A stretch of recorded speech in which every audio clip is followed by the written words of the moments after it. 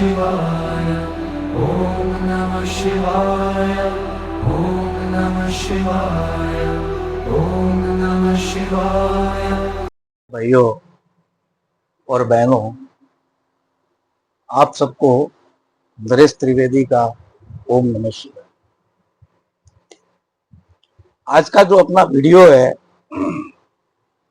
वो जातक कहाँ पे रहता है या जातक कहाँ पे रहेगा, देश में या विदेश में, ये कुंडली से अपन मालूम कर सकते हैं। अब वीडियो स्टार्ट करने से पहले आप सबसे निवेदन है कि अगर आप चैनल पे नए हैं तो वीडियो को सब्सक्राइब करें, चैनल को सब्सक्राइब करें और वीडियो को ज्यादा से ज्यादा लाइक, शेयर और कमेंट करें, क्योंकि मेरे अभी ज्योतिष विषय के ऊपर और अन्य ज्योतिष से संबंधित विषय पर, अंक ज्योतिष, पामिस्ट्री, उसके ऊपर बहुत सारे वीडियो अभी जो है वो आने वाले हैं। इसलिए आप ज्यादा से ज्यादा सब्सक्राइब करें और वीडियो को पूरा देखें।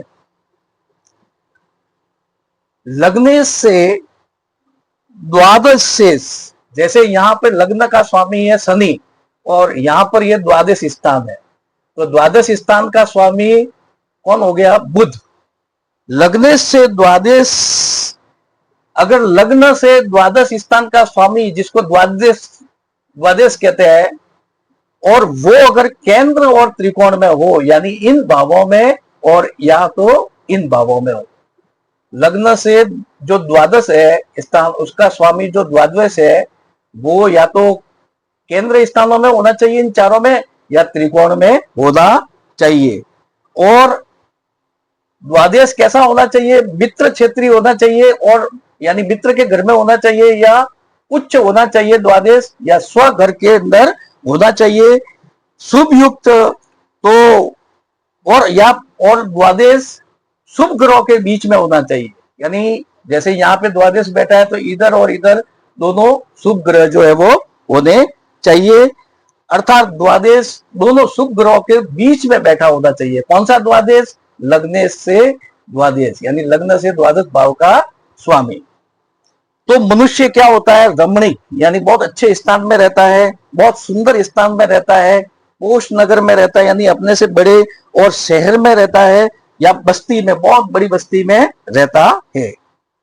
अब इसी प्रकार से लग्न से द्वादश भाव का स्वामी, यानी लग्न से द्वादश अगर शुभ ग्रहों से दिख रहा हो, यानी लग्न से द्वादश भाव का जो स्वामी होता है, जो द्वादश है, उसको या तो गुरु देख रहा है, या शुक्र देख रहा है, या बुध देख रहे हैं, या चंद्रमा देख रहे हैं, तो मनुष्य क्या होता है? दिव्य क्षेत्र में, जैसे यहाँ पे लग्नेश है और उससे द्वादश भाव इधर है, तो इसका जो स्वामी है कौन है? बुध है, ये द्वादश है। तो ऐसे अगर बुध को गुरु, शुक्र, या मान लो कि बुध या चंद्रमा देख रहे हैं, शुभ ग्रह देख रहे हैं, तो ऐसा व्यक्ति अद्भुत रमणीय स्थान, अद्भुत पुण्यदायक तीर्थ क्षेत्रों के अंदर रहता है, या तप भूमि जो होती है वहां पर वो जो रहता है, उत्तम लोकों को ऐसा व्यक्ति जो प्राप्त होता है, अर्थात वो इस लोक में निवास का पूरा सुख भोग करके मरने के बाद में उत्तम लोक के अंदर जाता है, या उत्तम समृद्ध देश विदेश में रहता है। अगर जन्म लग्न से द्वादश, यानी जन्म लग्न जो है उससे द्वादश, जन्म लग्न जैसे यहाँ पे तुला है, यहाँ पे तुला है, यहाँ पे कर्क है, यहाँ पे कुंभ है, तो इस लग्न से द्वादश कौन सा होगा? ये इधर इधर इस भाव का स्वामी। लग्न से द्वादश, यदि जन्म लग्न से द्वितीय भाव में, जन्म लग्न से द्वादश, हाँ लग्न से नहीं, जन्म लग्न से, ये जन्म का जो लग्नेश है उससे द्वादश भाव का स्वामी, जन्म का जो लग्नेश है उससे द्वादश भाव का, जैसे यहाँ पे चंद्रमा लग्न का स्वामी है तो द्वादश है चंद्रमा, और उससे इधर ये द्वादश भाव हो गया। तो लग्न, जन्म लग्नेश से द्वादश, यदि जन्म लग्न से द्वितीय भाव में बैठा है, द्वितीय भाव में, तो वो व्यक्ति अपनी जन्म भूमि और देश में ही रहता है।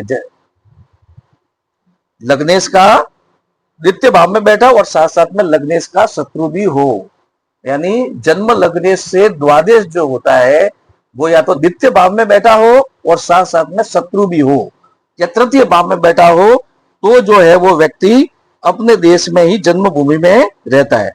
और लग्नेश शुक्र, जैसे कि यहाँ पे अपन देख रहे हैं कि ये पहली वाली कुंडली है।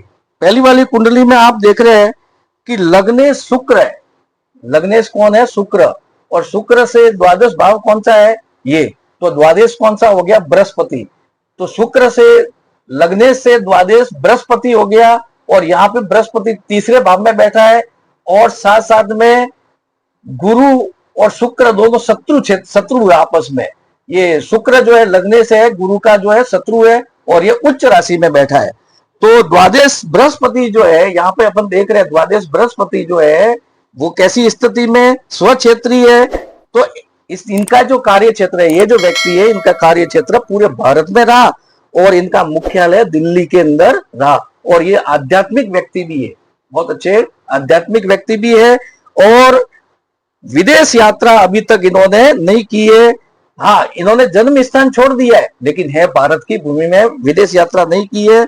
लेकिन जन्म स्थान से ये श्रेष्ठ स्थान में रह रहे हैं, है ना, ये स्थिति है।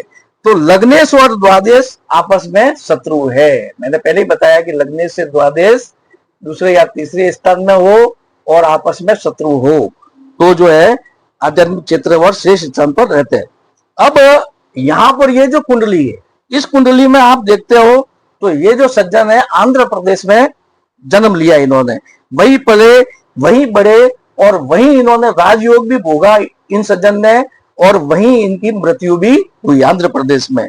अब यहां पर अपन देख रहे हैं कि लग्नेश शुक्र से द्वादश भाव का स्वामी कौन है? तो कि बृहस्पति है। तो लग्नेश से द्वादश बृहस्पति शत्रु राशि में, लग्नेश से द्वादश गुरु जो है, लग्नेश से द्वादश गुरु जो है वो शत्रु क्षेत्रीय है, यानी शत्रु राशि का है। और स्वयं लग्नेश भी इनका जो है वो शत्रु है। शुक्र जो है गुरु का क्या है? शत्रु है। और उनमें द्वादश में लग्नेश की उच्च राशि है। द्वादश में, यानी द्वादश में लग्नेश की उच्च राशि है। तो स्वयं लग्नेश का शत्रु है, उससे द्वादश में लग्नेश की उच्च राशि है। तो इनका जो है विदेश यात्रा योग जो है वो रहा। अब आगे आता है द्वादश कौन सा हो गया? गुरु, और ये इसकी राशि है। अब आगे आता है देशवास से विदेश, तो इनका जो है विदेशवास हुआ। अब आगे आता है तीसरे जो व्यक्ति है, ये राजनीति से संबंध रखते हैं और जन्मभूमि से दूर रहते हैं, यानी जहां इनका जन्म हुआ उससे दूर रहते हैं, और वही इनका कार्य क्षेत्र है। अब यहां पर अपन देखेंगे कि लग्न का स्वामी चंद्रमा, चंद्रमा से द्वादश कौन है? शुक्र, और शुक्र मित्र क्षेत्रीय है। कहां पे है? मित्र क्षेत्रीय, यानी कुंभ राशि में है।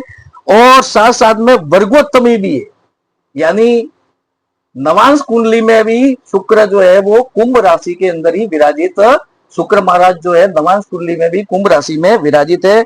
और द्वादश में, यानी एकादश में लग्नेश, ये एकादश में जो है इनकी जो है उच्च राशि है।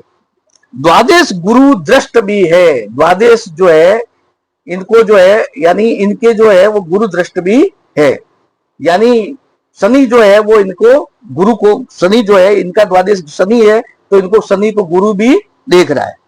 तो दिव्य और उत्तम स्थान निवास सिद्ध रहता है।